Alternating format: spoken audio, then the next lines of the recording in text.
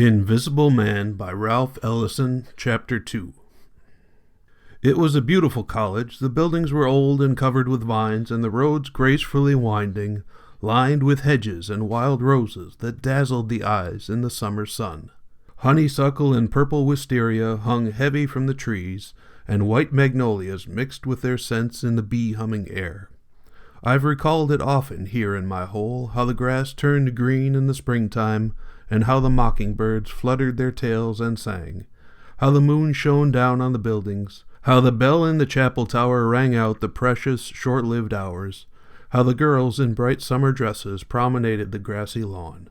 Many times here at night I've closed my eyes and walked along the forbidden road that winds past the girls' dormitories, past the hall with the clock in the tower, its windows warmly aglow, on down past the small white home economics practice cottage, whiter still in the moonlight, and on down the road with its sloping and turning, paralleling the black powerhouse with its engines droning earth-shaking rhythms in the dark, its windows red from the glow of the furnace, on to where the road became a bridge over a dry riverbed, tangled with brush and clinging vines, the bridge of rustic logs, made for trysting but virginal and untested by lovers, on up the road past the buildings with the southern verandas half a city block long, to the sudden forking, barren of buildings, birds or grass, where the road turned off to the insane asylum.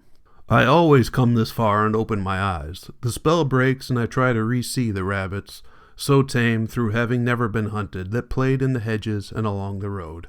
And I see the purple and silver of thistle growing between the broken glass and sun-heated stones, the ants moving nervously in single file, and I turn and retrace my steps and come back to the winding road past the hospital, where at night in certain wards the gay student nurses dispensed a far more precious thing than pills to lucky boys in the know. And I come to a stop at the chapel, and then it is suddenly winter, with the moon high above and the chimes in the steeple ringing, and a sonorous choir of trombones rendering a Christmas carol, and over all is a quietness and an ache as though all the world were loneliness. And I stand and listen beneath the high-hung moon, hearing "A Mighty Fortress Is Our God," majestically mellow on 4 trombones, and then the organ. The sound floats over all, clear like the night, liquid, serene, and lonely. And I stand as for an answer, and see in my mind's eye the cabins surrounded by empty fields beyond red clay roads, and beyond a certain road a river, sluggish and covered with algae, more yellow than green in its stagnant stillness, past more empty fields, to the sun-shrunk shacks at the railroad crossing where the disabled veterans visited the whores, hobbling down the tracks on crutches and canes, sometimes pushing the legless, thighless one in a red wheelchair. And sometimes I listen to hear if music reaches that far, but recall only the drunken laughter of sad, sad whores.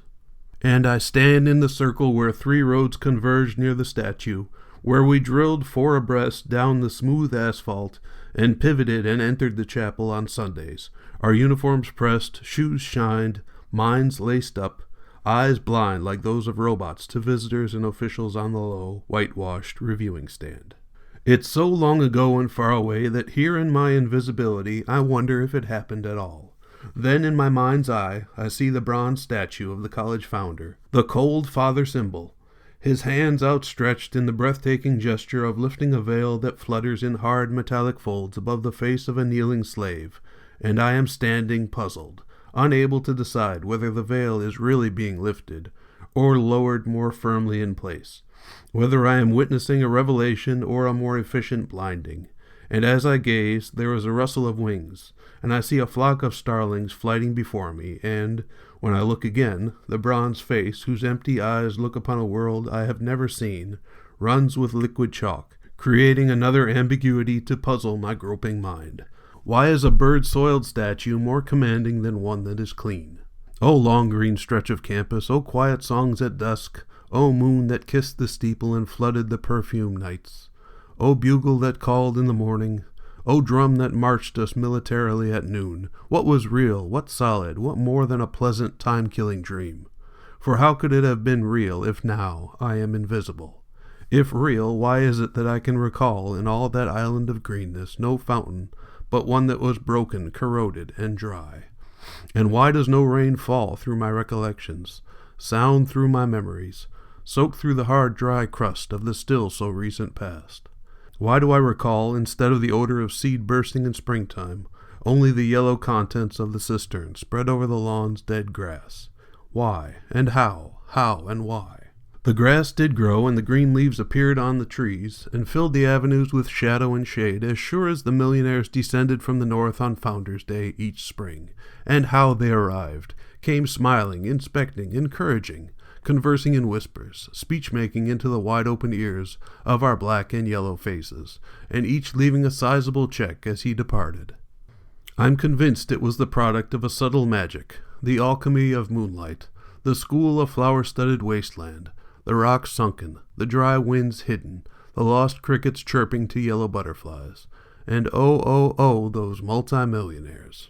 They were all such a part of that other life that's dead that I can't remember them all. Time was as I was, but neither that time nor that I are any more. But this one I remember. Near the end of my junior year, I drove for him during the week he was on the campus, a face pink like St. Nicholas, topped with a shock of silk white hair. An easy, informal manner even with me. A Bostonian, smoker of cigars, teller of polite Negro stories, shrewd banker, skilled scientist, director, philanthropist, 40 years a bearer of the white man's burden, and for 60 a symbol of the great traditions. We were driving, the powerful motor purring and filling me with pride and anxiety. The car smelled of mints and cigar smoke. Students looked up and smiled in recognition as we rolled slowly past. I had just come from dinner, and in bending forward to suppress a belch, I accidentally pressed the button on the wheel, and the belch became a loud and shattering blast of the horn. Folks on the road turned and stared. "I'm awfully sorry, sir," I said, worried lest he report me to Dr. Bledsoe, the president, who would refuse to allow me to drive again. "Perfectly all right, perfectly." "Where shall I drive you, sir? Let me see." Through the rearview mirror I could see him studying a wafer-thin watch, replacing it in the pocket of his checked waistcoat. His shirt was soft silk, set off with a blue and white polka-dotted bow tie. His manner was aristocratic, his movements dapper and suave. "It's early to go in for the next session," he said. "Suppose you just drive, anywhere you like." "Have you seen all the campus, sir?" "Yes, I think so. I was one of the original founders, you know." "Gee, I didn't know that, sir." "Then I'll have to try some of the roads." Of course I knew he was a founder, but I knew also that it was advantageous to flatter rich white folks. Perhaps he'd give me a large tip, or a suit, or a scholarship next year. "Anywhere else you like. The campus is part of my life, and I know my life rather well." "Yes, sir." He was still smiling. In a moment the green campus with its vine-covered buildings was behind us. The car bounded over the road. How was the campus part of his life, I wondered? And how did one learn his life rather well? "Young man, you're part of a wonderful institution. It is a great dream become reality." "Yes, sir," I said. "I feel as lucky to be connected with it as you no doubt do yourself. I came here years ago when all your beautiful campus was barren ground. There were no trees, no flowers, no fertile farmland. That was years ago, before you were born." I listened with fascination, my eyes glued to the white line dividing the highway as my thoughts attempted to sweep back to the times of which he spoke. "Even your parents were young. Slavery was just recently passed. Your people did not know in what direction to turn, and I must confess, many of mine didn't know in what direction they should turn either. But your great founder did. He was my friend, and I believed in his vision. So much so that sometimes I don't know whether it was his vision or mine." He chuckled softly, wrinkles forming at the corners of his eyes. "But of course it was his. I only assisted. I came down with him to see the barren land, and did what I could to render assistance. And it has been my pleasant fate to return each spring and observe the changes that the years have wrought. That has been more pleasant and satisfying to me than my own work. It has been a pleasant fate, indeed." His voice was mellow and loaded with more meaning than I could fathom. As I drove, faded and yellowed pictures of the school's early days displayed in the library flashed across the screen of my mind, coming fitfully and fragmentarily to life. Photographs of men and women in wagons drawn by mule teams and oxen, dressed in black, dusty clothing, people who seemed almost without individuality, a black mob that seemed to be waiting, looking with blank faces, and among them the inevitable collection of white men and women in smiles, clear of features, striking, elegant, and confident. Until now, and although I could recognize the founder and Dr. Bledsoe among them, the figures in the photographs had never seemed actually to have been alive, but were more like signs or symbols one found on the last pages of the dictionary. But now I felt that I was sharing in a great work, and with the car leaping leisurely beneath the pressure of my foot, I identified myself with the rich man reminiscing on the rear seat. "A pleasant fate," he repeated, "and I hope yours will be as pleasant." "Yes, sir, thank you, sir," I said, pleased that he wished something pleasant for me. But at the same time I was puzzled. How could anyone's fate be pleasant? I had always thought of it as something painful. No one I knew spoke of it as pleasant, not even Woodridge, who made us read Greek plays. We were beyond the farthest extension of the school-owned lands now, and I suddenly decided to turn off the highway, down a road that seemed unfamiliar. There were no trees, and the air was brilliant. Far down the road the sun glared cruelly against a tin sign nailed to a barn. A lone figure bending over a hoe on the hillside raised up wearily and waved, more a shadow against the skyline than a man. "How far have we come?" I heard over my shoulder. "Just about a mile, sir." "I don't remember this section," he said. I didn't answer. I was thinking of the first person who'd mentioned anything like fate in my presence, my grandfather. There had been nothing pleasant about it, and I had tried to forget it. Now, riding here in the powerful car with this white man, who was so pleased with what he called his fate, I felt a sense of dread. My grandfather would have called this treachery, and I could not understand in just what way it was. Suddenly I grew guilty at the realization that the white man might have thought so too. What would he have thought? Did he know that Negroes like my grandfather had been freed during those days just before the college had been founded? As we came to a side road, I saw a team of oxen hitched to a broken-down wagon, the ragged driver dozing on the seat beneath the shade of a clump of trees. "Did you see that, sir?" I asked over my shoulder. "What was it?" "The ox team, sir." "Oh, no, I can't see it for the trees," he said, looking back. "It's good timber." "I'm sorry, sir. Shall I turn back?" "No, it isn't much," he said. "Go on." I drove on, remembering the lean, hungry face of the sleeping man. He was the kind of white man I feared. The brown fields swept out to the horizon. A flock of birds dipped down, circled, swung up and out, as though linked by invisible strings. Waves of heat danced above the engine hood. The tires sang over the highway. Finally, I overcame my timidity and asked him, "Sir, why did you become interested in the school?" "I think," he said thoughtfully, raising his voice, "it was because I felt even as a young man that your people were somehow closely connected with my destiny. Do you understand?" "Not so clearly, sir," I said, ashamed to admit it. "You have studied Emerson, haven't you?" "Emerson, sir? Ralph Waldo Emerson." I was embarrassed because I hadn't. "Not yet, sir. We haven't come to him yet." "No?" he said with a note of surprise. "Well, never mind. I am a New Englander, like Emerson. You must learn about him, for he was important to your people. He had a hand in your destiny. Yes, perhaps that is what I mean. I had a feeling that your people were somehow connected with my destiny, that what happened to you was connected with what would happen to me." I slowed the car, trying to understand. Through the glass, I saw him gazing at the long ash of his cigar, holding it delicately in his slender, manicured fingers. "Yes, you are my fate, young man. Only you can tell me what it really is. Do you understand?" "I think I do, sir." "I mean that upon you depends the outcome of the years I have spent in helping your school. That has been my real life's work, not my banking or my researches, but my first-hand organizing of human life." I saw him now, leaning toward the front seat, speaking with an intensity which had not been there before. It was hard not to turn my eyes from the highway and face him.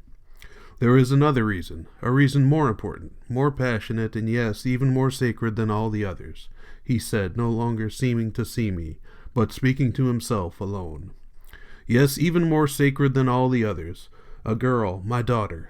She was a being more rare, more beautiful, purer, more perfect, and more delicate than the wildest dream of a poet.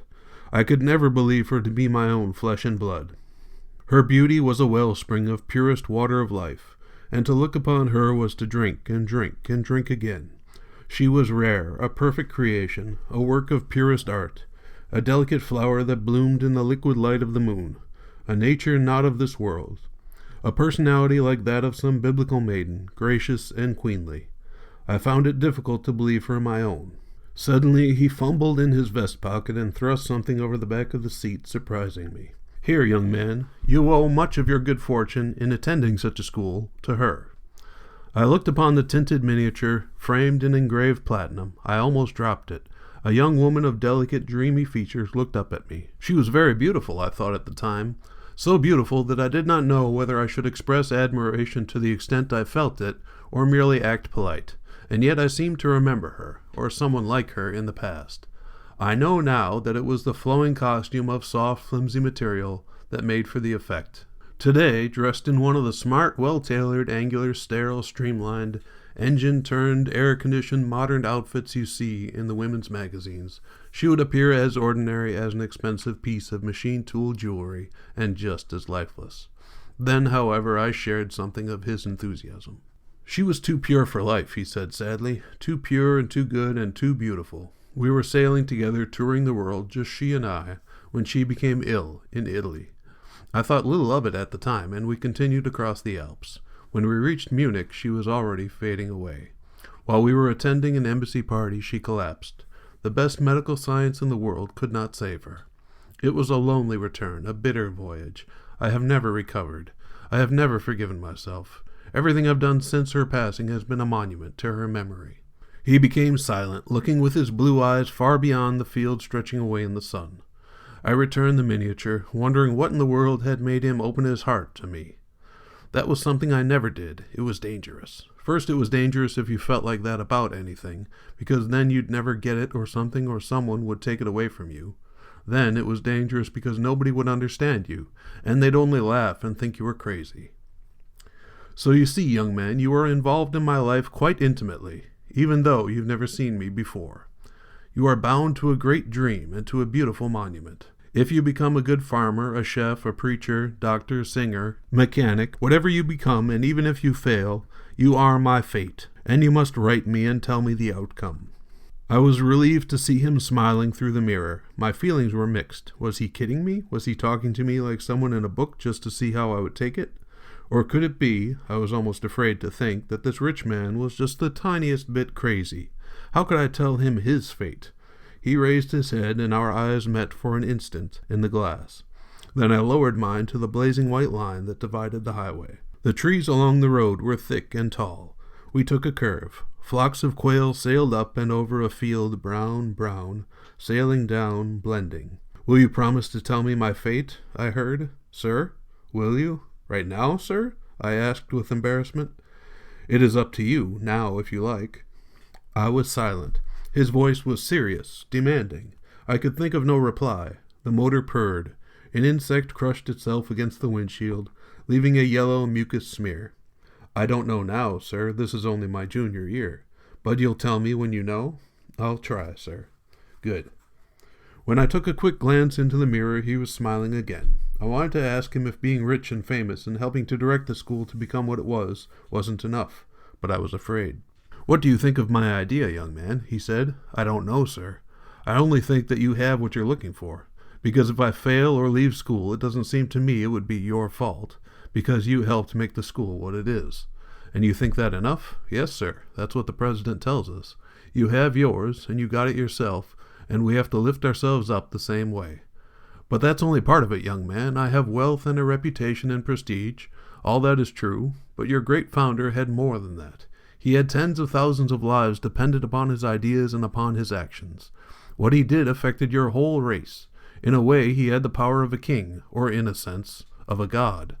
That, I've come to believe, is more important than my own work, because more depends upon you. You are important because if you fail, I have failed by one individual, one defective cog. It didn't matter so much before, but now I'm growing old, and it has become very important." "But you don't even know my name," I thought, wondering what it was all about. "I suppose it is difficult for you to understand how this concerns me. But as you develop, you must remember that I am dependent upon you to learn my fate. Through you and your fellow students I become, let us say, 300 teachers, 700 trained mechanics, 800 skilled farmers, and so on. That way I can observe in terms of living personalities to what extent my money, my time, and my hopes have been fruitfully invested. I also construct a living memorial to my daughter. Understand? I can see the fruits produced by the land that your great founder has transformed from barren clay to fertile soil." His voice ceased, and I saw the strands of pale blue smoke drifting across the mirror, and heard the electric lighter snap back on its cable into place behind the back of the seat. "I think I understand you better now, sir," I said. "Very good, my boy. Shall I continue in this direction, sir?" "By all means," he said, looking out at the countryside. "I've never seen this section before. It's new territory for me." Half-consciously, I followed the white line as I drove, thinking about what he had said. Then, as we took a hill, we were swept by a wave of scorching air, and it was as though we were approaching a desert. It almost took my breath away, and I leaned over and switched on the fan, hearing its sudden whir. "Thank you," he said, as a slight breeze filled the car.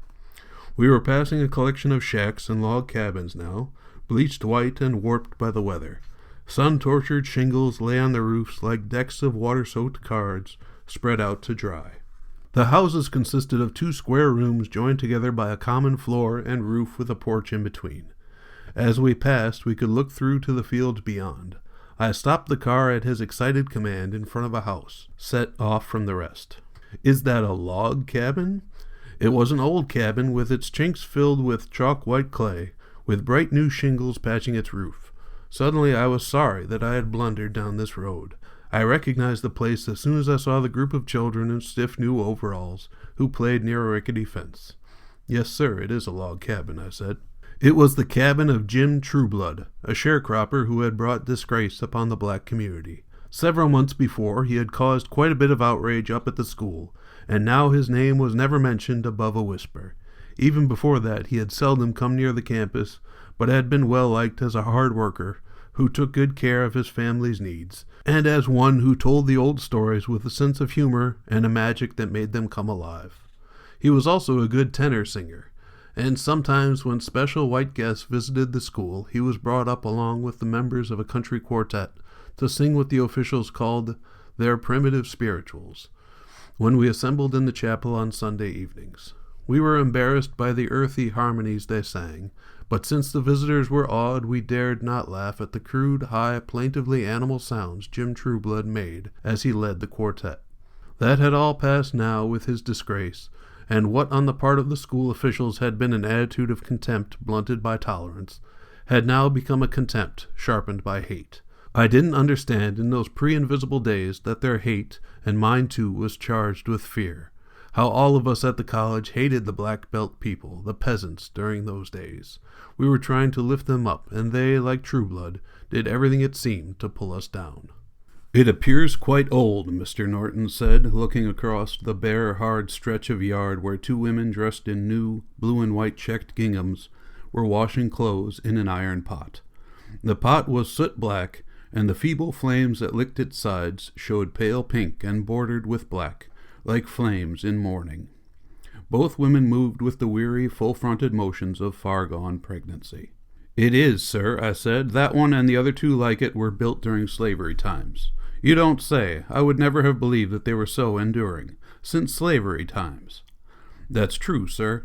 And the white family that owned the land when it was a big plantation still lives in town." "Yes," he said. "I know that many of the old families still survive, and individuals too. The human stock goes on, even though it degenerates. But these cabins—" He seemed surprised and confounded. "Do you suppose those women know anything about the age and history of the place? The older one looks as though she might." "I doubt it, sir. They don't seem very bright." "Bright?" he said, removing his cigar. "You mean that they wouldn't talk with me?" he asked suspiciously. "Yes, sir, that's it." "Why not?" I didn't want to explain. It made me feel ashamed, but he sensed that I knew something and pressed me. "It's not very nice, sir, but I don't think those women would talk to us. We can explain that we're from the school. Surely they'll talk then. You may tell them who I am." "Yes, sir," I said, "but they hate us up at the school. They never come there." "What?" "No, sir. And those children along the fence down there, they don't either, sir. But why? I don't really know, sir. Quite a few folks out this way don't, though. I guess they're too ignorant. They're not interested." "But I can't believe it." The children had stopped playing and now looked silently at the car, their arms behind their backs and their new oversized overalls pulled tight over their little pot bellies as though they too were pregnant. "What about their menfolk?" I hesitated. Why did he find this so strange? He hates us, sir, I said. You say he. Aren't both the women married? I caught my breath. I'd made a mistake. The old one is, sir, I said reluctantly. What happened to the young woman's husband? She doesn't have any. That is, What is it, young man? Do you know these people? Only a little, sir. There was some talk about them up on the campus a while back. What talk? Well, the young woman is the old woman's daughter, and... Well, sir, they say, you see... they say the daughter doesn't have a husband. Oh, I see, but that shouldn't be so strange. I understand that your people... Never mind. Is that all? Well, sir, yes, what else? They say that her father did it. What? Yes, sir, that he gave her the baby. I heard the sharp intake of breath, like a toy balloon suddenly deflated. His face reddened. I was confused, feeling shame for the two women, and fear that I had talked too much and offended his sensibilities. And did anyone from the school investigate this matter? He asked at last. Yes, sir, I said. What was discovered? That it was true, they say. But how does he explain his doing such a monstrous thing? He sat back in the seat, his hands grasping his knees, his knuckles bloodless. I looked away down the heat-dazzling concrete of the highway. I wished we were back on the other side of the white line, heading back to the quiet green stretch of the campus. It is said that the man took both his wife and his daughter? Yes, sir. And that he is the father of both their children? Yes, sir. No. He sounded as though he were in great pain. I looked at him anxiously. What had happened? What had I said? Not that. No, he said, with something like horror. I saw the sun blaze upon the new blue overalls as the man appeared around the cabin.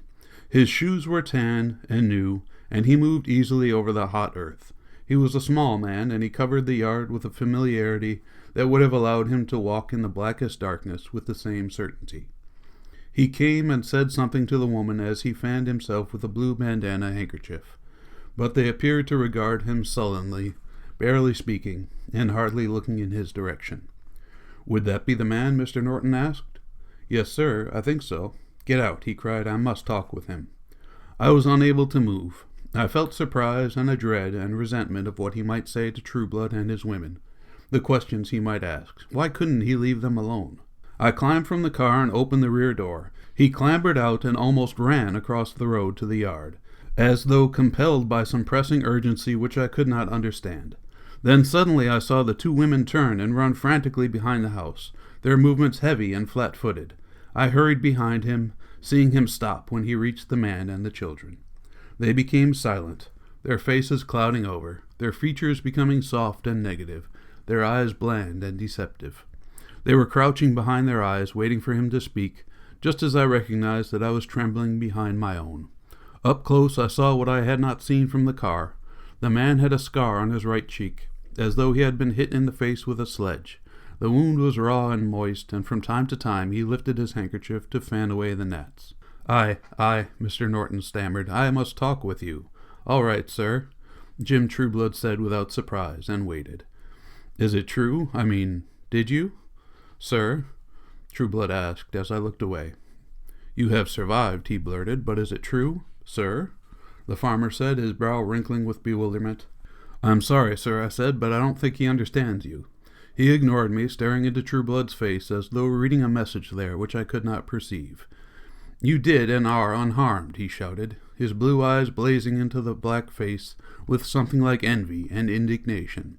Trueblood looked helplessly at me. I looked away. I understood no more than he. You have looked upon chaos and are not destroyed. No, sir, I feels all right. You do? You feel no inner turmoil, no need to cast out the offending eye? Sir? Answer me.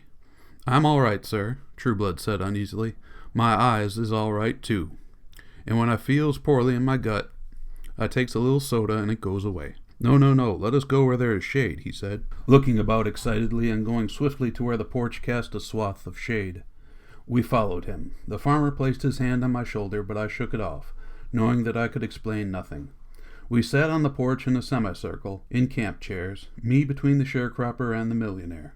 The earth around the porch was hard and white from where wash water had long been thrown. How are you faring now? Mr. Norton asked. Perhaps I could help. We ain't doing so bad, sir.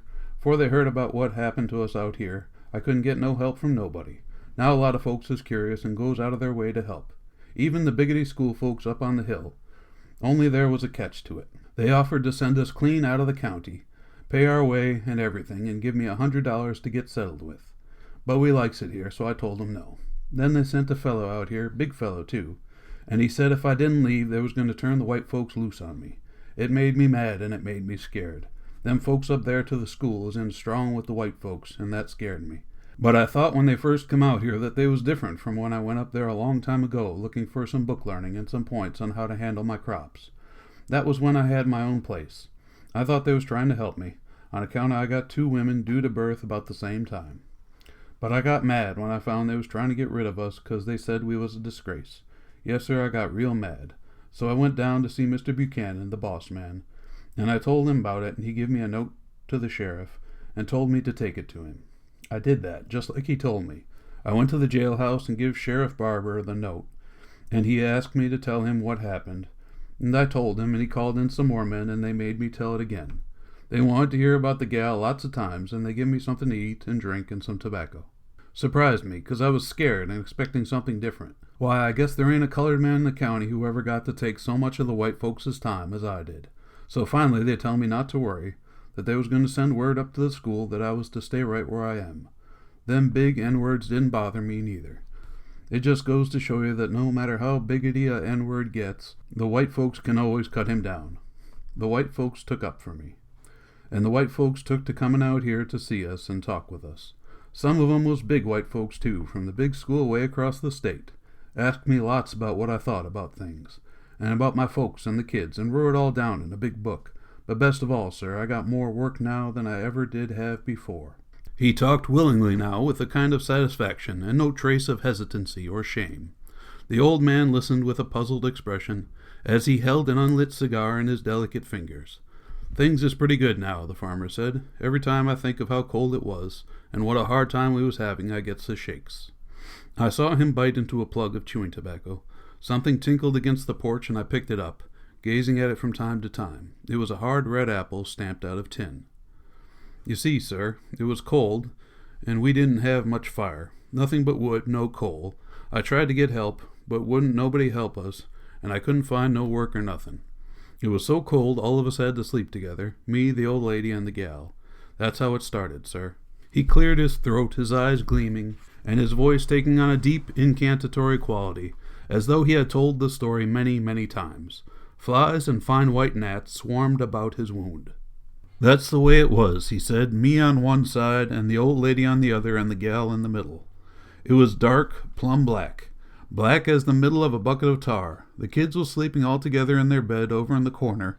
I must have been the last one to go to sleep, 'cause I was thinking about how to get some grub for the next day, and about the gal and the young boy, what was starting to hang around her.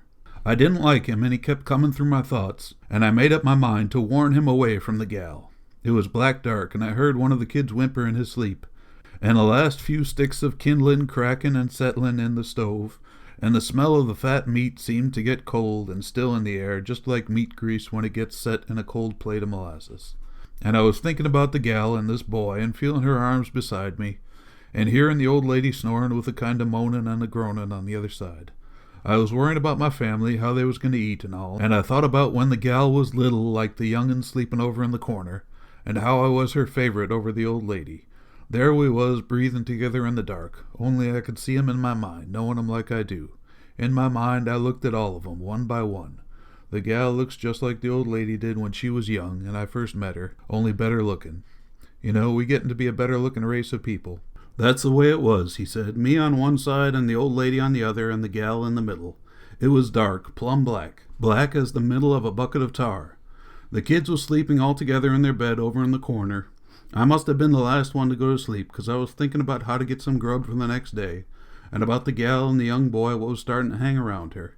I didn't like him, and he kept coming through my thoughts, and I made up my mind to warn him away from the gal. It was black dark, and I heard one of the kids whimper in his sleep, and the last few sticks of kindling crackling and settling in the stove, and the smell of the fat meat seemed to get cold and still in the air, just like meat grease when it gets set in a cold plate of molasses. And I was thinking about the gal and this boy, and feeling her arms besides me, and hearing the old lady snoring with a kind of moaning and groaning on the other side. I was worrying about my family, how they was going to eat and all, And I thought about when the gal was little like the young'un sleeping over in the corner, and how I was her favorite over the old lady. There we was, breathing together in the dark, only I could see 'em in my mind, knowing 'em like I do. In my mind I looked at all of 'em, one by one. The gal looks just like the old lady did when she was young, and I first met her, only better looking. You know, we getting to be a better looking race of people. Anyway, I could hear 'em breathing, and though I hadn't been, it made me sleepy. Then I heard the gal say, "Daddy," soft and low in her sleep, and I looked, trying to see if she was still awake. But all I can do is smell her and feel her breath on my hand when I go to touch her. She said it so soft I couldn't be sure I had heard anything, so I just laid there listening. Seems like I heard a whippoorwill calling, and I thought to myself, go on away from here. We'll whip old Will when we find him. Then I heard the clock up there at the school striking 4 times, lonesome like. Then I got to thinking about way back when I left the farm and went to live in Mobile, and about a gal I had me then. I was young then, like this young fellow here. Us lived in a 2-story house alongside the river, and at night in the summertime we used to lay in bed and talk. And after she'd gone off to sleep, I'd be awake looking out at the lights coming up from the water and listening to the sounds of the boats moving along. They used to have musicianers on them boats, and sometimes I used to wake her up to hear the music when they come up the river. I'd be laying there and it would be quiet, and I could hear it coming from way, way off. Like when you quail hunting and it's getting dark and you can hear the boss bird whistling trying to get the covey together again, and he's coming toward you slow and whistling soft, 'cause he knows you're somewhere around with your gun. Still, he got to round them up, so he keeps on coming. Them boss quails is like a good man. What he got to do, he do. Well, that's the way the boats used to sound, coming close to you from far away. First one would be coming to you when you're almost asleep, and it sounded like somebody hitting at you slow with a big shiny pick. You see the pick point coming straight at you, coming slow too, and you can't dodge. Only when it goes to hit you, it ain't no pick at all, but somebody far away breaking little bottles with all kind of colored glass. It's still coming at you, though, still coming. Then you hear it close up, like when you up in the 2nd-story window and look down on a wagon full of watermelons, and you see one of them young juicy melons split wide open, laying all spread out, and cool and sweet on top of all the striped green ones, like it's waiting just for you, so you can see how red and ripe and juicy it is, and all the shiny black seeds it's got and all. And you could hear the side wheels splashing like they don't want to wake nobody up. And us, me and the gal, would lay there feeling like we was rich folks, and them boys on the boats would be playing sweet as good peach brandy wine. Then the boats would be passed, and the lights would be gone from the window, and the music would be going too.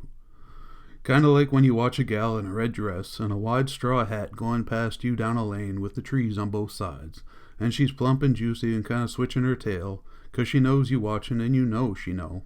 And you just stand there and watch till you can't see nothing but the top of her red hat, and then that goes, and you know she done dropped behind a hill.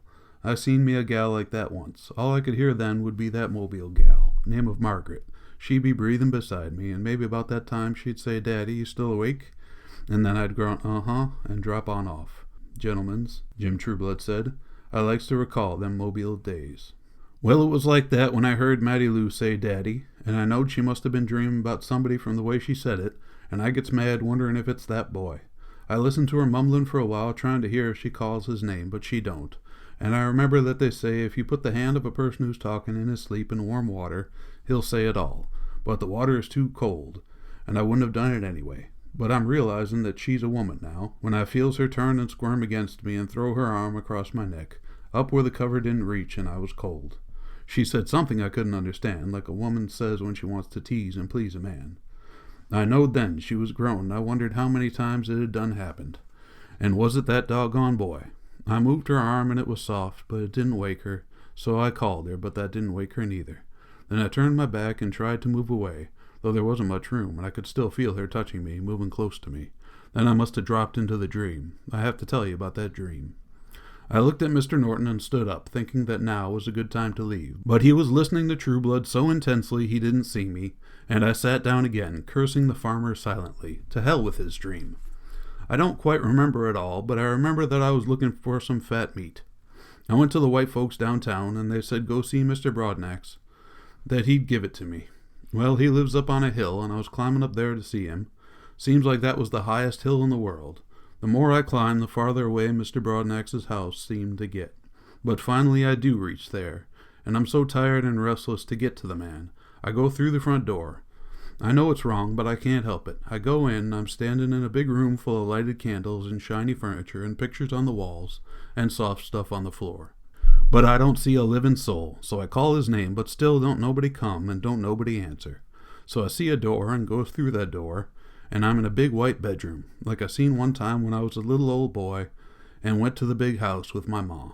Everything in the room was white, and I'm standing there knowing I got no business in there, but there anyhow. It's a woman's room, too. I tries to get out, but I don't find the door. And all around me I can smell woman. Can smell it getting stronger all the time. Then I looks over in the corner and sees one of them tall grandfather clocks, and I hear it striking, and the glass door is opening, and a white lady is stepping out of it. She got on a nightgown of soft, white, silky stuff, and nothing else, and she looks straight at me. I don't know what to do. I want to run, but the only door I see is the one in the clock she's standing in.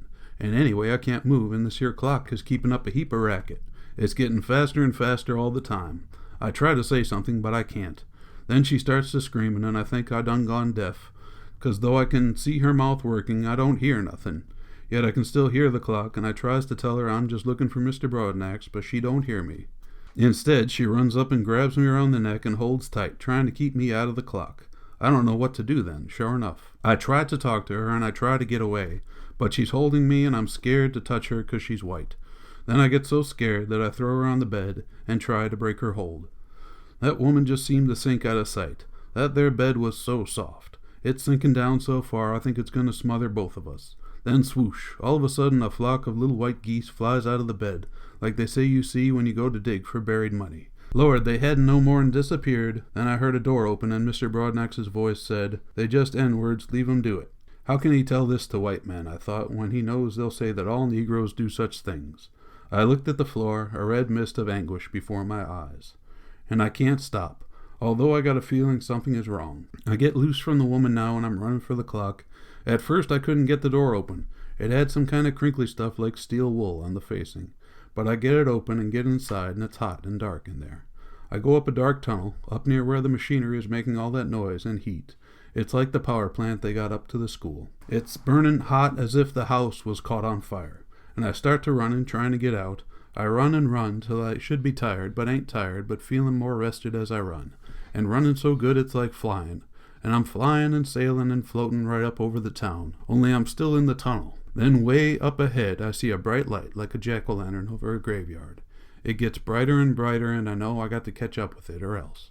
Then all at once I was right up with it, and it burst like a great big electric light in my eyes and scalded me all over. Only it wasn't a scald, but like I was drowning in a lake where the water was hot on the top and had cold numbing currents down under it. Then all at once I'm through it, and I'm relieved to be out and in the cool daylight again. I wake up intending to tell the old lady about my crazy dream. Morning done come, and it's getting almost light. And there I am, looking straight in Mattie Lou's face, and she's beating me and scratching and trembling and shaking and crying all at the same time like she's having a fit. I'm too surprised to move. She's crying, "Daddy, Daddy, oh Daddy," just like that. And all at once I remember the old lady. She's right beside us snoring, and I can't move 'cause I figures if I move it would be a sin.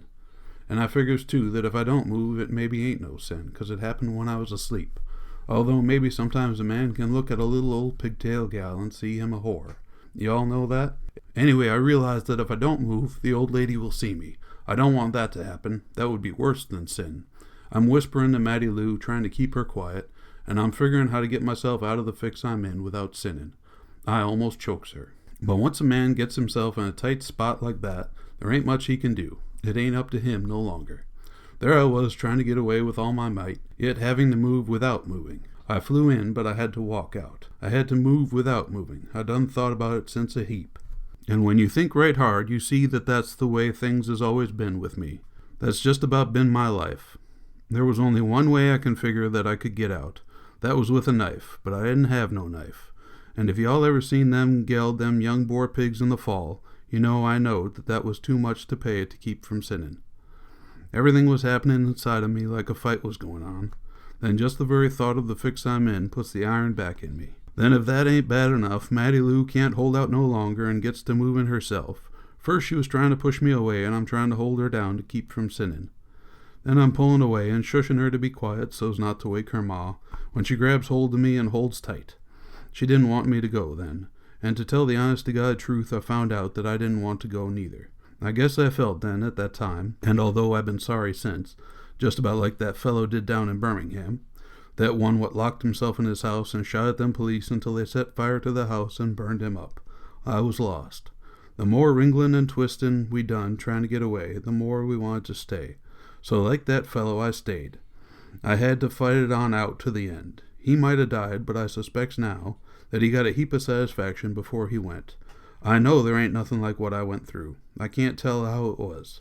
It's like when a real drinking man gets drunk, or like when a real sanctified religious woman gets so worked up she jumps out of her clothes, or when a real gambling man keeps on gambling when he's losing. You got hold to it, and you can't let go even though you want to.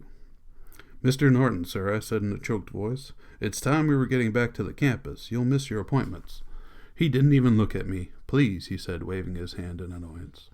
Trueblood seemed to smile at me behind his eyes as he looked from the white man to me, and continued. "I couldn't even let go when I heard Kate scream. It was a scream to make your blood run cold. It sounds like a woman who is watching a team of wild horses run down her baby child, and she can't move. Kate's hair is standing up like she done seen a ghost, her gown is hanging open, and the veins in her neck is about to bust, and her eyes, Lord, them eyes. I'm looking up at her from where I'm laying on the pallet with Matty Lou, and I'm too weak to move. She screams and starts to picking up the first thing that comes to her hand and throwing it. Some of them misses me and some of them hits me.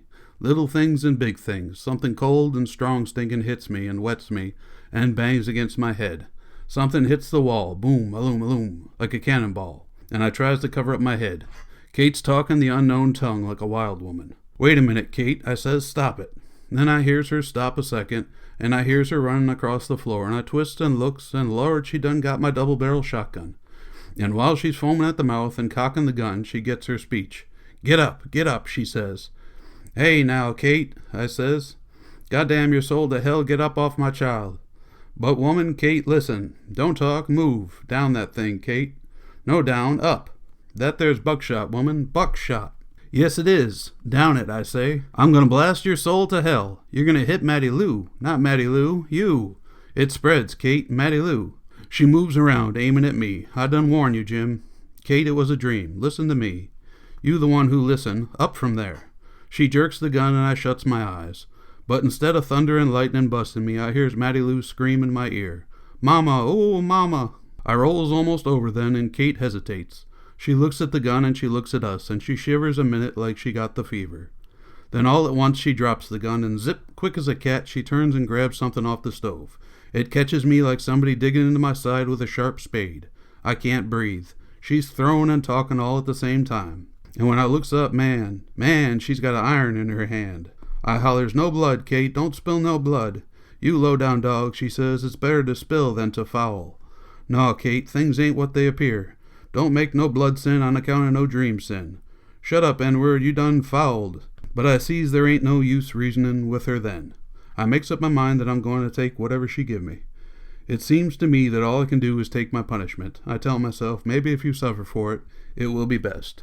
Maybe you owe it to Kate to let her beat you. You ain't guilty, but she thinks you is. You don't want her to beat you, but she thinks she got to beat you. You want to get up, but you too weak to move.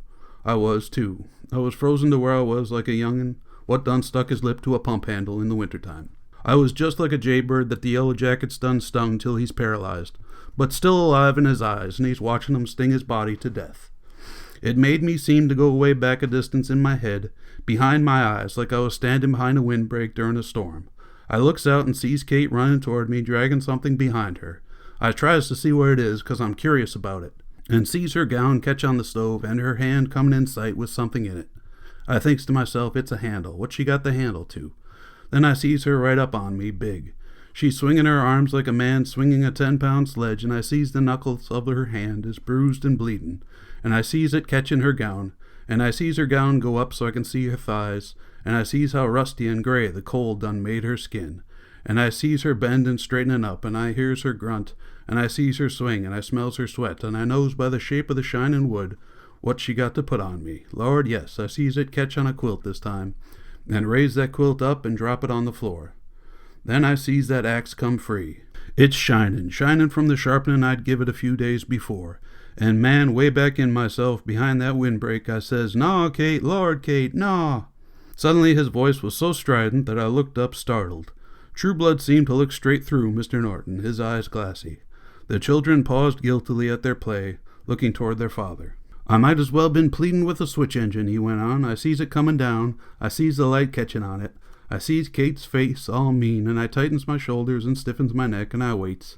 10,000,000 back-breaking years. It seems to me like I waits. I waits so long I remembers all the wrong things I ever done. I waits so long I opens my eyes and closes them and opens my eyes again, and I sees it fallin'. It's fallin' fast as flops from a 6-foot ox, and while I'm waitin' I feel something wind up inside of me and turn to water. I sees it. Lord, yes, I sees it, and seein' it, I twist my head aside. Couldn't help it.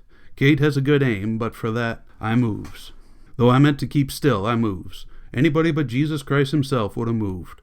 I feel like the whole side of my face is smashed clear off. It hits me like hot lead so hot that instead of burning me, it numbs me. I'm laying there on the floor, but inside me I'm running round in circles like a dog with his back broke, and back into that numbness with my tail tucked between my legs. I feels like I don't have no skin on my face no more, only the naked bone. But this is the part I don't understand. More than the pain and numbness, I feels relief. Yes, and to get some more of that relief, I seems to run out from behind the windbreak again, and up to where Kate's standing with the axe, and I opens my eyes and waits. That's the truth. I want some more, and I waits. I sees her swing it, looking down on me, and I sees it in the air, and I holds my breath. Then all of a sudden I sees it stop, like somebody done reached down through the roof and caught it. And I sees her face have a spasm, and I sees the axe fall, back of her this time, and hit the floor. And Kate spews out some puke, and I close my eyes and waits. I can hear her moaning and stumbling out of the door and falling off the porch into the yard. Then I hears her puking like all her guts is coming up by the roots. Then I looks down and seen blood running all over Mattie Lou. It's my blood. My face is bleeding. That gets me to moving. I gets up and stumbles out to find Kate, and there she is under the cottonwood tree out there on her knees, and she's moaning. "What have I done, Lord? What have I done?" She's drooling green stuff and gets to puking again, and when I goes to touch her, it gets worse. I stands there holding my face and trying to keep the blood from flowing, and wonders what on earth is going to happen. I looks up at the morning sun and I expect somehow for it to thunder. But it's already bright and clear and the sun coming up and the birds is chirping, and I gets more afraid than if a bolt of lightning had struck me. I yells, "Have mercy, Lord, Lord, have mercy," and waits. And there's nothing but the clear, bright morning sun. But don't nothing happen, and I knows then that something worse than anything I ever heard about is in store for me. I must have stood there stark stone still for half an hour. I was still standing there when Kate got off her knees and went back into the house. The blood was running all over my clothes and the flies was after me, and I went back inside to try and stop it. When I see Mattie Lou stretched out there, I think she's dead. Ain't no color in her face and she ain't hardly breathing. She gray in the face. I tries to help her, but I can't do no good, and Kate won't speak to me nor look at me even, and I think maybe she plans to try to kill me again, but she don't. I'm in such a daze I just sits there the whole time while she bundles up the young'uns and takes 'em down the road to Will Nichols. I can see, but I can't do nothing. And I'm still setting there when she comes back with some women to see about Mattie Lou. Won't nobody speak to me, though they looks at me like I'm some new kind of cotton-picking machine. I feel bad. I tell them how it happened in a dream, but they scorns me.